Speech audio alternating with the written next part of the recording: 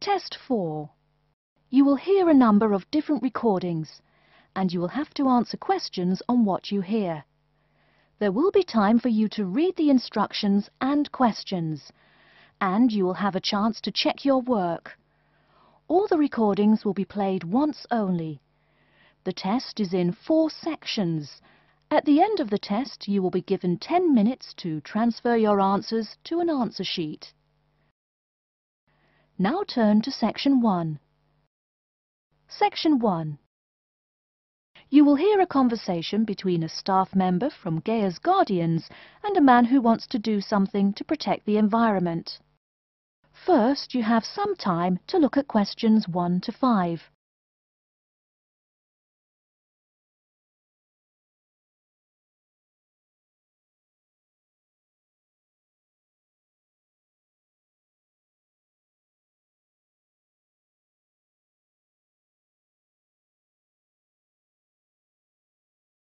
You will see that there is an example which has been done for you. On this occasion only, the conversation relating to this will be played first. Hello, how may I help you? Well, I've been seeing these yellow boxes in front of a lot of houses in my neighborhood. Just wondered what they were for. I noticed your phone number on all of them, so I called. Could you tell me about your business? We do recycling, but we're not a business. Gaia's Guardians is a non-profit group. We encourage recycling as a way of protecting the environment. The woman says that they encourage recycling as a way of protecting the environment. So, recycling has been written in the space. Now we shall begin.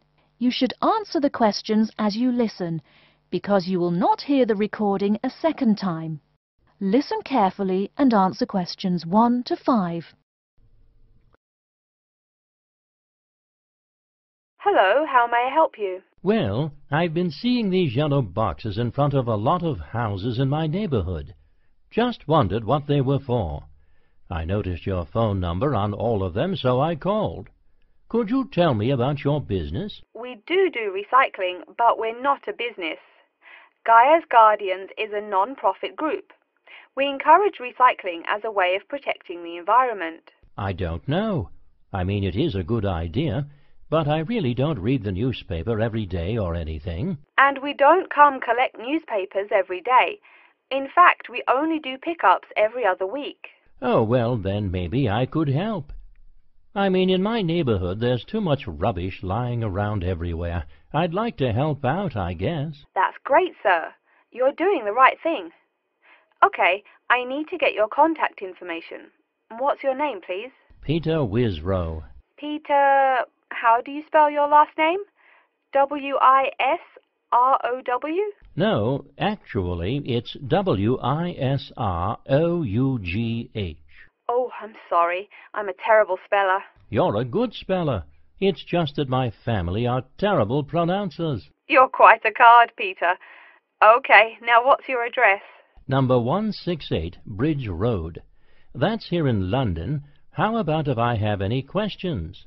I'm sending you a copy of our booklet too. The booklet has our phone number and our email address, helpline@blackcat.com. That's HELPLINE at BLACKCAT.com. But I nearly forgot to ask, what's your postcode? BS9 7PU. PS97BU? No, that's B as in boy, S9 7P as in Peter, U. Before you hear the rest of the conversation, you have some time to look at questions 6 to 10.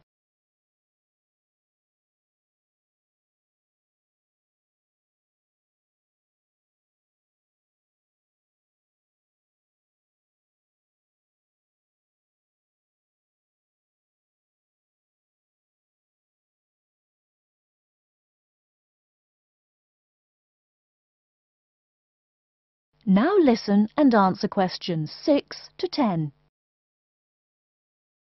So I'm guessing those yellow boxes I saw are for recycled newspapers. Yes, that is correct, and it's free of charge. Wow, that's good news. Do you recycle anything besides newspaper? Oh yes, we recycle most everything. Glass, plastic, paper. Oh, so I can put like glass and plastic bottles in the box. Sorry again. Things like that you have to bring to our collection centre. And where is that? Our main centre isn't that far from you. It's actually right on the east side of Central Park. That new blue building? That's the one. Cool. Hey, what's with all those different colored boxes outside that place? Oh, that's for the different materials we recycle. The blue is for metal, the green is for glass and plastics, and the yellow, of course, is for paper. Okay. I'll try and manage to keep all that straight. Oh, no need. They're each labelled. Great. So which one would I put magazines in? Actually, they don't go in any of the bins. Unfortunately, magazines can't be recycled because of the material they're made of. It's such a waste. So, would you be interested in volunteering? I'll think about it. Could you send me some more info? Absolutely. Along with the newspaper box, I'll be sending you our booklet, Savvy. That is SAVVY. It tells you about what you can do to protect the environment in your daily life. Plus, it lists things you can do as a volunteer with our group. Hey, that's cool. Thanks. My pleasure. Do you have any other questions or concerns? Nope, that's it. That is the end of Section 1. You now have half a minute to check your answers.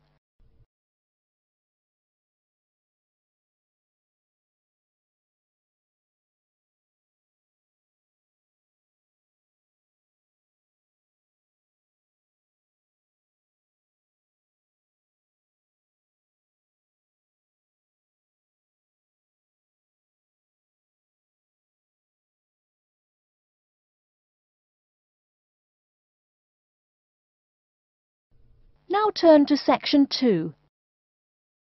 Section 2.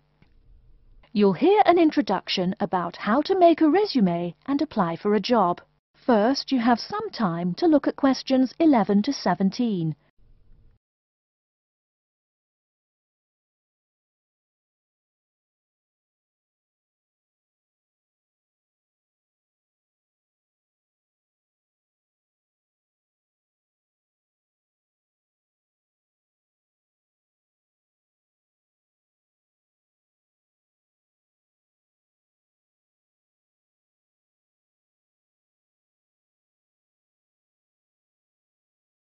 Now, listen carefully and answer questions 11 to 17. Welcome everyone to today's seminar on CV and interview skills. Remember, your CV is probably the most important document you will ever write. It opens the door to your career, and that job interview is probably the most important meeting you will ever attend. It's like stepping through that open door. So let's roll up our sleeves and get down to work, shall we? First of all, I cannot possibly tell you everything you need to know about writing a resume in the time we have. But let me tell you that there are dozens of great websites on the internet. These will give you all the suggestions you need. If you look at the paper I gave you, you will see a list of the dozen most popular sites. I can mention a couple of important points, however. One is that your CV or resume should not be too long. A page is about right. Why? HR departments do not have the time to read long documents. Too many people are sending too many CVs. After all, the economic crisis of 2008 is still very much alive. Everyone needs a job now. No matter how short you make that resume, though, you do not want to forget to tell HR how to contact your references. References are people who will give you a recommendation for a job. That's usually an ex-boss or a professor who knows you well. Do not use relatives. I don't care how much your mum loves you. Also, when you send that CV, be sure to include a typed cover letter. A cover letter is a letter where you basically are asking for a job. It's like introducing yourself. Make it brief. The real information about you is on that CV of yours, and please make sure the letter is typed. It doesn't matter if your handwriting is beautiful or not. Companies only read typed letters. Another point about CVs is you should try to have an attractive layout. Maybe use different type fonts or colors to highlight information. Some people include a photo. You can find dozens of examples on the internet. Whatever layout you decide to use, however, avoid all spelling and grammar errors. I used to be an HR manager. If I saw a mistake, that CV went into the garbage. Something you write in a CV is a description of your skills and experiences in an interesting way. Mention training too. I mean, these are what get you hired. Do not just say, I have lots of experience, or I have many skills. Tell that boss what you did, for what company, and when. Better, tell him how well you did it. Don't just say, I sold houses. Say, I sold £2 million worth of houses in my first year. That is, say something to make the person reading excited and curious. Finally, speaking of CVs, it's sad, but some people actually forget to provide a contact number. That's pretty silly. You wrote a great CV, you have HR dying to meet you, and they don't know how. You forgot your phone number. Oh sure, if you apply online they have your email address, but you just showed them you're forgetful. Why are they going to want to talk to you after that? Before you hear the rest of the talk, you have some time to look at questions 18 to 20.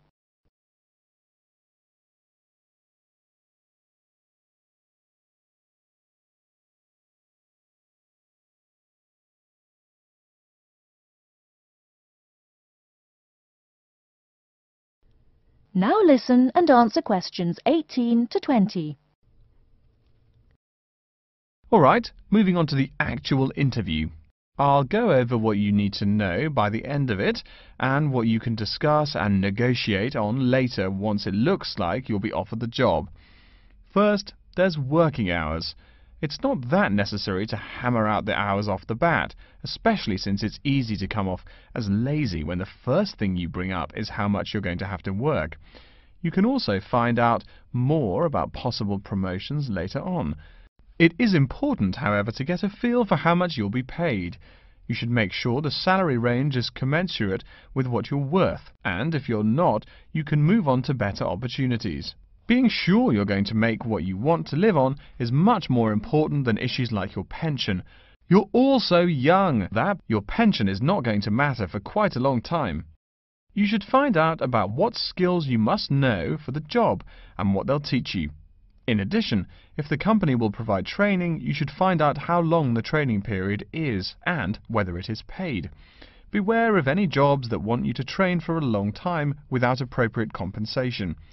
Speaking of compensation, find out about holidays as well. Do you get paid vacation time? Are you allowed to take personal days? Do you have to work on national holidays? Once you work out these main issues, you can move on later to details like the location and expected attire and whatnot. Wow, that's a lot of information. Let's take a break so you can think everything over and ask any questions you may have. Don't hesitate to come and see me if you need any clarification on all this stuff. That is the end of section 2. You now have half a minute to check your answers.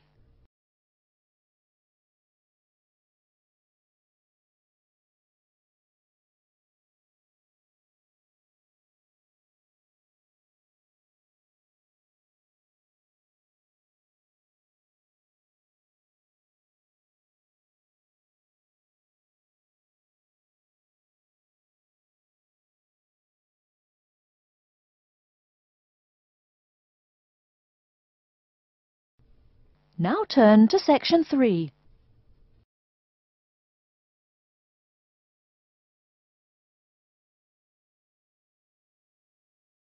Section 3. You will hear a man called Frank talking to Dr. Lindsay about what he should study if and when he returns for further classes. First, you have some time to look at questions 21 to 25.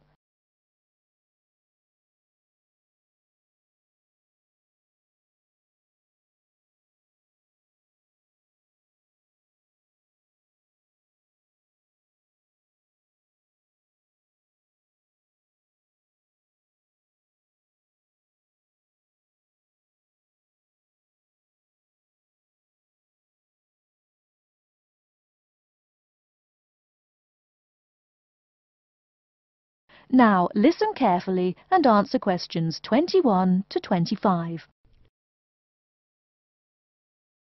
Hello, are you Dr. Lindsay, the returning students advisor? Yes, that's right. Are you Frank? Your appointment wasn't until 2, but that's okay. Please come in and have a seat. Thanks. I like to arrive early whenever I have anything to do. That's certainly a praiseworthy habit. Let me see. It looks like you've taken a long break from school, and I understand you wanted to have a chat about what you should study if and when you return for further classes. It's such a big challenge. I don't know if I'm crazy for doing this or not. Believe it or not, I know exactly what you mean. Before I began working here at the university, I taught primary school for nearly 10 years. It takes a lot of courage to go back to school. I feel more shy and scared than the primary students I teach. In the schools I taught, I found today's youngsters are very sure of themselves. In terms of intelligence, I have a lot to teach them, and the maturity level of much of my class leaves something to be desired. But in terms of confidence, wow, a lot more confident than I am now, that's for sure. Stop fretting. A brave man is a coward who refuses to run. Let's talk about your strong points. You seem an intelligent man. What is it you would like to study? You see, I've been teaching children for a few years, but I think I'm happier teaching adults. I think teaching students in middle school is much more satisfying because they end up being much more grateful for your work. If I may ask, what got you interested in teaching adults? A lot of things, I guess. I met my future wife back in my first year of college. She always complains that I was more interesting then. She says that now I talk like I'm 7 years old. That's probably from being with children all day. Again, I know just what you mean. My husband used to say the same thing about me when I taught kindergarten. Anything else? Well, yes. Fairly often now I run into former students and we talk. Some of them are getting close to being grown up. I guess I think more and more about how people develop over time. So I'm interested in the results of education, you know, the final stages. I see. Well, coming back to the university can be both difficult and very rewarding. There are some problems unique to returning students, you know, older students like yourself. What do you think is your greatest weakness? Well, I actually think my confidence is getting better. I'm definitely overcoming my introversion and starting to be much more comfortable in front of a class. To tell you the truth, I'm afraid I'm rather behind the times about many things. It's more difficult for me to chase after the popular things youngsters are fond of, such as iPhone, Twitter, if you name it. I think I understand. Before you hear the rest of the talk, you have some time to look at questions 26 to 30.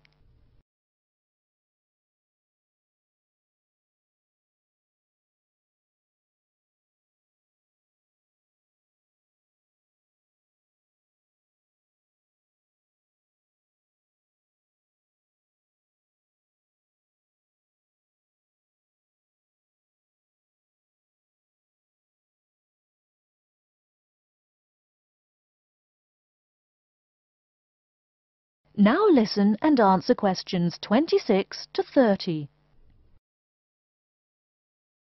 How old are you? 35? People at your age still go back to school for further education. I was a bit the same way. I mean, I didn't study at university till after I had a family, a husband and one child.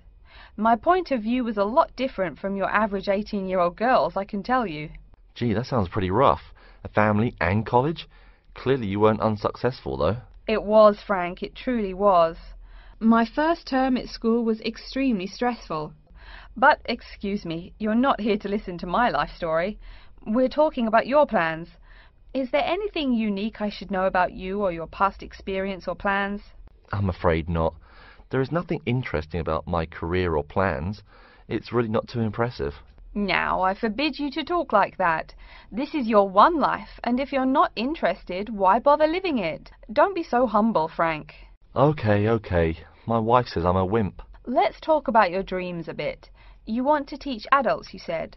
What would you like to teach them? Well, when I first came to college, I really liked languages and literature. A lot of people have told me that for practical reasons, it would be more rewarding to choose business management as my major. But I made up my mind to study liberal arts once I got the idea of going back to school. I must say it's refreshing to meet someone who knows there's more to an education than computers and finance. Let's have a look at the university course catalogue. Excuse me, Dr. Lindsay, before we do that, could I maybe ask you some questions about changes in university life? I think I need to discuss that so I know what to expect. Of course, I'm here to help you. The biggest thing to get used to is the change in technology. Professors present things on huge screens, many of which are interactive computerized whiteboards. You can write on them still and use them like a touchscreen. They're really handy. No more sloppy scribbled notes on the projector. Let's see, I doubt you'll be living in student housing, so I won't go into all the improvements there. Another major change that you'll enjoy is the plethora of resources available for students. As a student, you have 24-hour access to the gym and library privileges that include the use of school computers to scan, copy and print. And of course the media library, which contains movies from all genres and most of the movies listed on AFI's top 100 movies of all time. The dining facilities are also not what they used to be. They offer choices for all diets and you can expect a hot meal any time of day. Wow, things really have changed.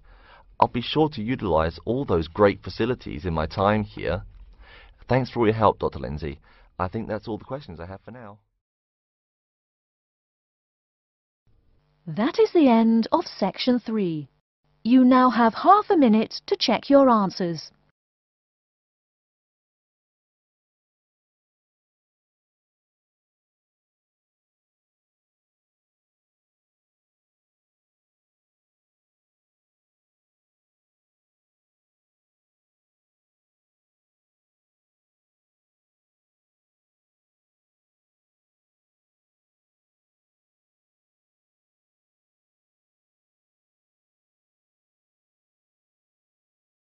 Now turn to section 4.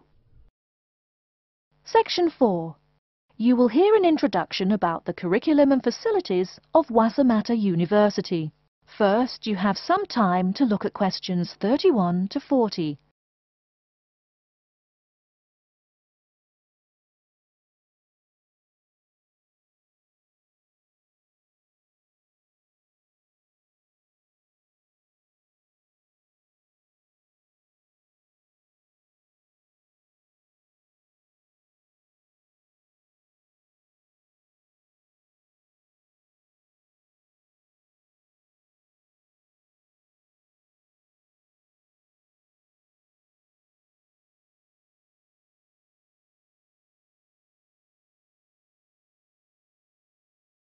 Now listen carefully and answer questions 31 to 40. Okay, and welcome back. During the short break we just took, several of you approached me with questions. So before going on with the orientation talk, I'd like to address those queries. As I found, if one person asks a question, probably a dozen others are wondering about the same thing. The first question is whether Wassamata University employs modules technology as an instruction method. The answer is yes, we do. At least that's what the university catalogue says. If some of you don't understand what modules technology is, don't worry. I googled the word but couldn't find it. Apparently though, it's a method of broadband wireless access. At least that's what an American company's website told me. But again, don't worry. If you need to know something more, your professor can tell you. Another question someone asked me was what tomorrow's workshop on research methods and skills was about. Well, research skills include any method you can imagine for finding and presenting any information you need. That's not just schoolwork either. Writing English, the native language for most of you, and finding a job are also research skills. And yes, those will be addressed in tomorrow's workshop. As you know, Wasamata University is one of this country's premier universities for the study of the dismal science, economics. Some of you, it seems, want to get a jump on their classmates. During the break, half a dozen of you came up and asked me where to find economics tomes. I know it's odd, but this school's library holdings are divided up between two libraries. Economics books are in the old library. If you look out of the window behind me, you can see it. It's the red brick building. Oh, before I forget, you economics types also need a lot of math, am I right? Well, those math books are neither in the old library nor in the new one. They can be found in the math department building. Why am I telling you this? Doesn't the invisible hand guide economists? Maybe it's good you asked. In 2008, that hand shoved most of the world economy off a cliff, didn't it? Now, I realize that most of you couldn't bring a computer printer or a photocopier from home. So I'm sure you're already wondering where you can copy things like term papers, internet articles, and things like that. I have some good news and some bad news. The good news is that there are a number of places you can make copies. These include both libraries and the Student Union building. Now the bad news. I'm sorry to say, most classroom buildings and academic departments do not have copiers students can use. So most of the large buildings you see around campus do not have copiers for students. The copiers there are reserved for professors and office staff. Oh yes, I nearly forgot to tell you. If you need to have printing done, all the copiers available to students are laser printers. Plus, for your convenience, you can pay using prepaid cards. You can get those in the Student Union building. That just covers the questions put to me. If you have more, please see me during the next break at 2:15. Right now, though, I'd like to start to give you a rundown on the various facilities here on campus. That way you won't get lost so easily in the weeks to come. I've been told that this year's incoming class features a large number of married students and parents. So you must be wondering where to put the baby while you're in class. Okay, right now we're in the Student Union building, right? Remember the big doors in front where you all came in? If you go out of the building, you can see the nursery is just on the other side of this building. It's only about 20 meters away. Convenient, eh? Next, we're all from different places around the country. Some of you are from other countries. That means we're pretty likely to get sick during the first months of school as we expose each other to many new viruses. So where's the doctor? Of course, you need to find the Medical Services Centre, which is on the right as you leave the building. Remember, that's the second building on the right. And if you look out of that window, you can see a lot of antenna and satellite dishes on the roof. So that's what we call the Media Centre. Yeah, I know, I think it's confusing too. The Media Centre is next to the Medical Centre. The chairwoman of the journalism school on the first floor doesn't like it when people who wander in there mistake her for a nurse. Chances are you'll have at least one math class while you're here. That red building there, just outside to the left, is the math department building. I know, it looks about as old as the subject of math, but I assure you that the inside is equipped with state-of-the-art classroom equipment, including interactive chalkboards and surround sound in every room. Oh, can you see the back building there? Yes, behind the Media Centre. Quite new, isn't it? That's the new library, just decorated. They're back to back, you might say. If you look just to the left of it at the lower, older-looking building, you'll find the old library. It's nice and quiet, perfect for those marathon study sessions during exam week. Since the weather is so nice, why don't we stop looking at our maps, but go for a walk around the campus? That is the end of Section 4. You now have half a minute to check your answers.